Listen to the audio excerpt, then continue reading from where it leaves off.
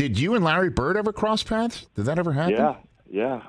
My first year was Kareem's last year. Mm-hmm. So Larry was still good, but he was just starting to have back issues.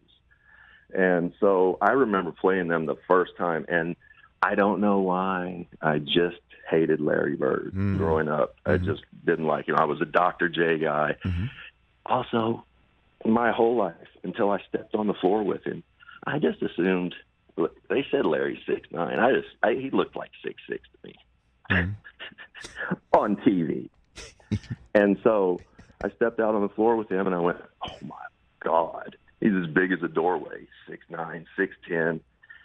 And I remember Kelly Trapuka was going to guard him. Mm-hmm. And we had Jerry Seasting on our team who had played with Larry. Yes. And Jerry had told us, Larry, in shoot-around, he said, Larry says no man in the world 6'6" or under can guard him. And he takes offense to it. And so, if you notice a lot, even when Boston played the Bulls, Michael didn't match up with Larry a lot. It was Scotty, it was Horace, the bigger guy. Well, we put Kelly Trapuka on him, and we went out for the jump ball, and we were going to run whatever it was. Larry looked at the rest of us and said, "You guys are putting Trapuka on me?" And nobody said anything, and he just said, all right, guys, whatever we're running, forget it. 4 down. And he just started running Kelly into the post, calling his own play. And within 4 possessions, he'd had, 2 baskets, an and one, and an assist, and, had to mix it up. Kelly was no longer on him. I love it. John Sally told us a similar story the other day when he was here. He said that he didn't say 4 down, he screamed mouse in the house. Right. But it was Sally on him. It was they put Sally on him. And he told Sally, you're going to need some help, is what he told him. Larry was so good. He was good only so many greats can go out there and kind of mess around with the game and still be great. Charles could do that, and Larry could do that, and there were times we were the Charlotte Hornets. This is a team that literally just came into existence.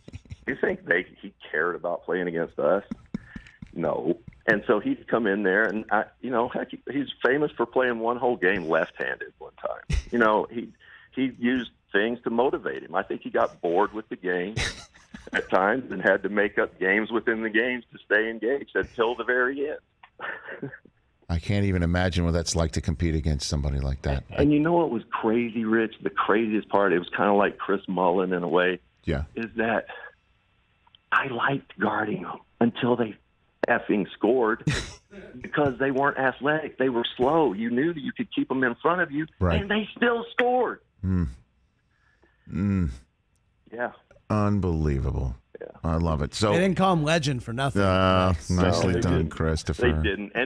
And I do, everybody does this now where we try to rank all the greats. Right. Every time somebody puts out a top 5 that doesn't have Larry in it, I kind of go, what are we doing?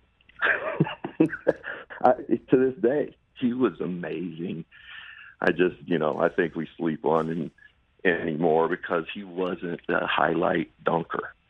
He was one of the greatest players to ever lace them up. And I don't know who I would take out of the top 5, but he's up there. Magic, too. I'm biased. I'm old. Sorry.